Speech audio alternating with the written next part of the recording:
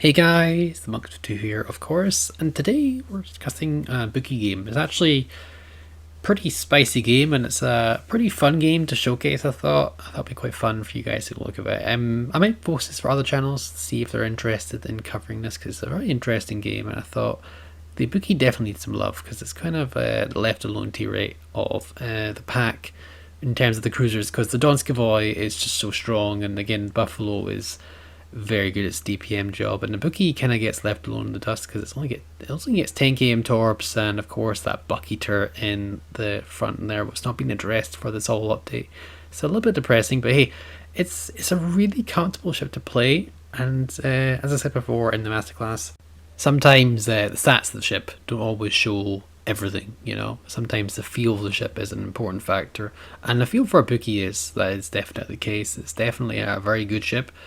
In terms of like, if you like the Japanese playstyle, it's a really good ship, and it definitely feels right in when I'm playing it. For example, it just feels right.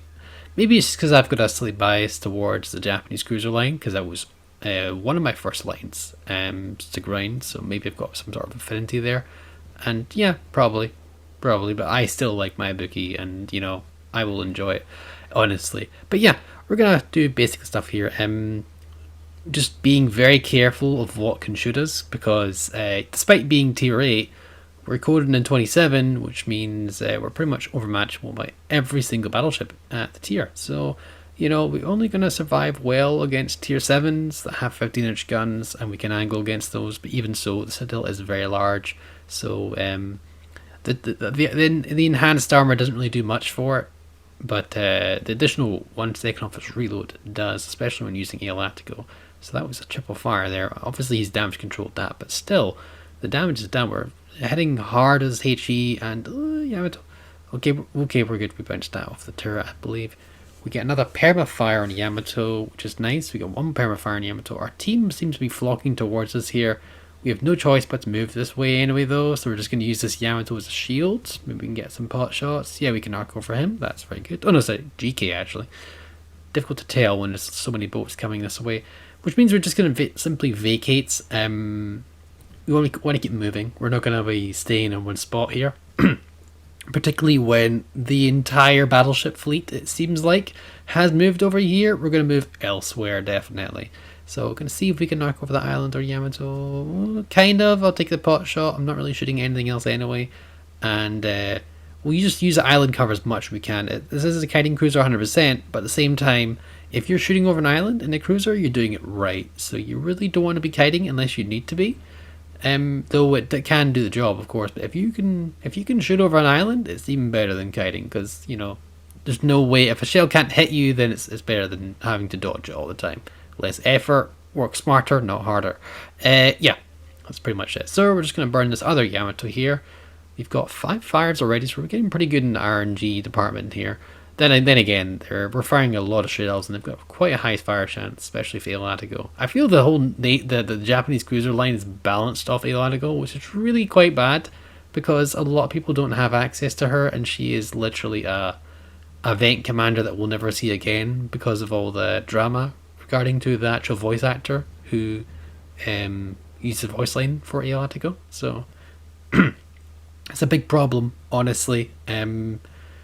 Only a select few players will have Elatico, and it's a big problem, I feel. I think really they should do something about it, but at the same time they can't sail a commander, so it's kind of a, you know, it's not really Wargaming's problem, it's just a problem that we have to deal with, unfortunately. Not anymore. It's not like other commanders where they can just put them back on sale again, so we'll have to see what's going on here. But again, anyway, we're burning down this Yamato as we see, and we're just doing what we can here. We're just really got to be careful not to beach ourselves on this here. Yamato is shooting elsewhere, which is really nice for us, which means we can get some more good fire damage on this man and just pepper him with the HE. HE is really good on Ibuki. The AP is not bad at all, actually. I've done some spicy stuff with the AP on Ibuki, but honestly the HE is far more consistent and it just does so much damage as well. I'm considering switching to AP on this broadside Yamato, but I can think, you know, I'd get a bit more damage out if I swap to the other Yamato here. Unfortunately, our division mate does go down to Shimakaze. When there's that many BBs and you had to vacate the area, it's not easy to support your team, unfortunately. Ibuki's not a close range cruiser support, it's long range DPM support with the occasional chasing of destroyers, but when you've got the entire enemy team are still alive, when you have all that firepower, Ibuki's not something you want to push in. So in terms of like cap control, it's not very good at that. In terms of team play, it's more of a damage dealer on its own. It doesn't really matter too much about your team orientation. You either burn everything down and win the game, or you burn everything down and have the game lost. It's not very versatile in terms of what it can do, but it can do what it does quite well. I think it does its DPM along a medium to long range quite well. It has torpedoes to help with that as well. That was a very nasty shot he gave us there, but we bounced most of it, which was nice. If you look at the score and the number of caps the enemy team has, it's not very looking good for our team. 629 points. They have all 3 caps. We're taking back a little bit, but let's be real here. It's not actually looking a comfortable, easy, quick cap here. They're contesting it. They're fighting for it. So in terms of the cap control, the enemy team are far superior in the lead here. They're doing extremely good job, honestly. And yeah, it's gonna be a little bit rough.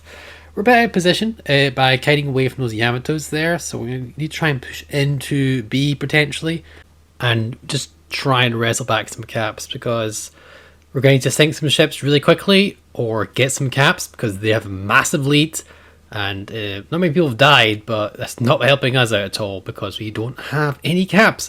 Really bad. Looks like we're taking back A here. We need to take some more risks here, so we're going to take some shots at Buffalo. Not very great here, honestly, shooting the Buffalo here, but we have really accurate shells with Ibuki. As you can see, the grouping is really good. We're actually going to switch to AP here. We get land 6 hits on the Buffalo. They look like he's actually busy evading us, so that's even better. We can kind of catch him unaware. The first HE salvo was obviously very effective. The second was even more effective. 7 pens and 1 overpen, or 1 shatter, sorry. It's HE. We do switch to AP, but he does actually, by that time, he does notice where he exists, which is a bit unfortunate. He does look like he's straightening up somewhat, so we're going to keep with the AP. When it comes to kills, every second counts, and if we can get the AP kill right away, that'll be better than another, like 2 or maybe 3 HE salvos, depending if he can heal or not. So we'll fire what we can here, and then we need to watch out for that Musashi, who is also approaching. He's on the B cap, literally rushing us a little bit. So we'll see what we can do here. We get some really nice pens of AP, but not quite the Citadel, as he is quite angled, at least for our cruiser gun standard is. We need to be very careful with this Musashi, but our torpedo angles are not great. HE would do the trick here, but we're just going to fire what we have, and then we switch. There we go, and there we go. We're going to try and do something to this Musashi who's rushing us. This is also good. Oh, we get 1 over pen, but it's not enough. Let's try and get all our guns, or most of our guns to bear. We're obviously missing 1 turret. But that's fine, so if we can just get a kill on the Buffalo, it'd be great. Really get rid of him. Do we get a kill? We get a fire, and that fire will kill him. That's very good. Now Musashi's pushing this cap here. We've got 2 torpedo sets off. Bear in mind, this Ibuki is fully upgraded, by the way. So our torpedoes hit for 21,000. Pretty spicy numbers, honestly. And we can get some really good work done on this Musashi. We land 5 torpedoes, 6 torpedoes, but it doesn't quite kill him. I think a few of them land on the torpedo protection belt on the Musashi, which is going to be the problem here. Problem is, though, the rear torpedo angles are just not very good. It seems very isolated, and doing the full rotation is really risky. But okay, thank goodness, because doing that full rotation would mean giving flat broadside to the Musashi at very close ranges, and it's not ideal. We got to watch out on our left hand side here. Really important, because there's still a Yamato and another battleship over there. So we're just going to keep a close eye on that as we try and get ourselves into the B cap here, and just try and do what we can. I think we're spotted by the destroyer, so we're going to put our sonar on, get a plane on here. Kleber gets spotted temporarily, and he goes dark as soon as we aim our guns, which is a bit of a shame. Gonna fire some torps at the Colbert. You never know, they might hit. We'll fire a wee widespread to throw them off guard with an initial or regular narrow spread, or at least I think it's narrow spread. So we get fires on Yamato. We're being prepared to run away from Yamato. We're in a kiting position. We're already ready to. We're just trying to avoid the shells and get in this cap and take down as many ships as possible, because considering the time we have, there's 5 minutes left, which is a very long amount of time, but they're on 791 points.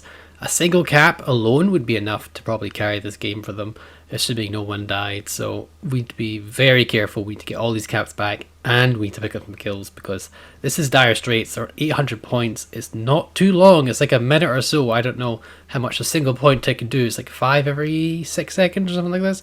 I forget the actual number right now, but it's getting close. It's getting pretty scary. This game is getting tighter by the minute. No pun intended there. So yeah, we're actually in the cap. Colbert has actually pushed us towards the cap, which is a bit of a bold strategy. But hey, he's contesting. He's denying our point game, which is really not really relevant. We're not going to win on points. That's pretty evident. We just don't have enough time to win on points. We need to sink everything.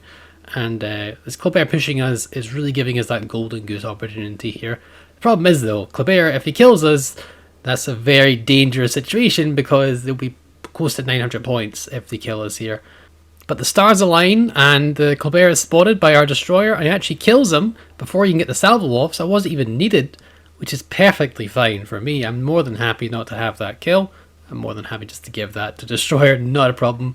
I want to get this win done. We really need to get into sea.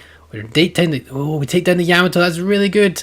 We take down that Yamato, that's even more points gained, but we've still got a massive 300 point deficit, and in 3 minutes it's going to be rough to catch that back up. It really will be. And they're building points every time they have that cap that is not contested. We really need to get into sea, so we're going to be full send into sea, and hopefully our destroyers as well, who seem to have an inkling of what's going on here, which is quite nice and quite rare, I'm not going to lie, are also heading towards sea as well. We've just got a GK left and another destroyer. I think it's a Shimakaze, I'm not 100% sure.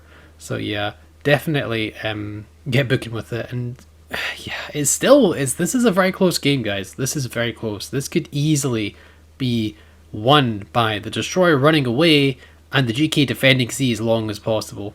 Because even if he goes down, I don't think we have enough time to catch up. Because the destroyer, a battleship's worth like 100 points. So we need to kill the GK and something else to win. We need to kill them all to win, I think. I think that's by the point gain, it's just not going to happen. So yeah. Enemy Kerfur, our friendly Kerfurus is asking for support, of course. We're coming to his aid, we're going as fast as we can. We're just doing what we can. And yeah, we're just building up and get cooking with onto sea, honestly. In this situation, the GK can just hold out, maybe sink 1 or 2 ships. Perfect. Shimakaze gets spotted. We have torpedoes ready. We're just going to fire those for now, but really the main guns is what you should be using here. We don't have any sonar, so that's a big problem. But you do get a reasonable hit on the Shimakaze's torp tubes. That's always nice. I want to get a bit juicier hit though, I'm not going to lie. We'll take a blind fire here. Blind fire was pretty good for most of it. No, actually did horrific, never mind. GK is also shooting at us. We really got to be careful, because again, 16-inch guns, regardless of how you spec it. So we really need to be careful here. I think it's better for us just to rush that Shimakaze and get him out of the picture.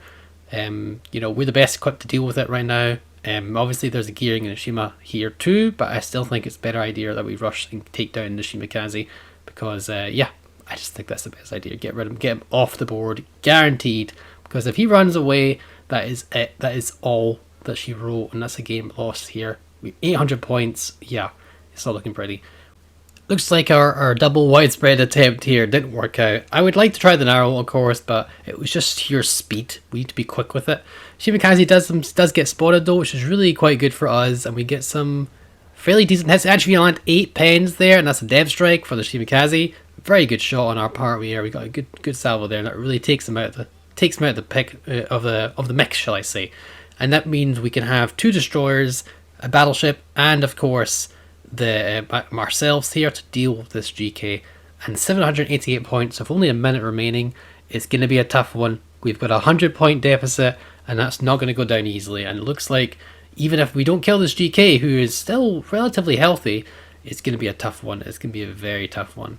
Looks like our GK is losing that fight. We're going to try our best to get as much as we can in. Get rid of this man here. Get rid of this GK as quickly as possible.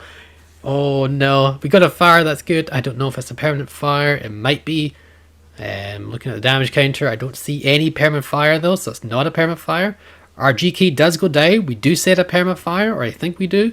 We're going to fire another couple salvos here, and GK is just straight up running, which means 855 points to 684, which means we're just straight up going to lose here unless we kill this GK. We get the weather reward, another fire set.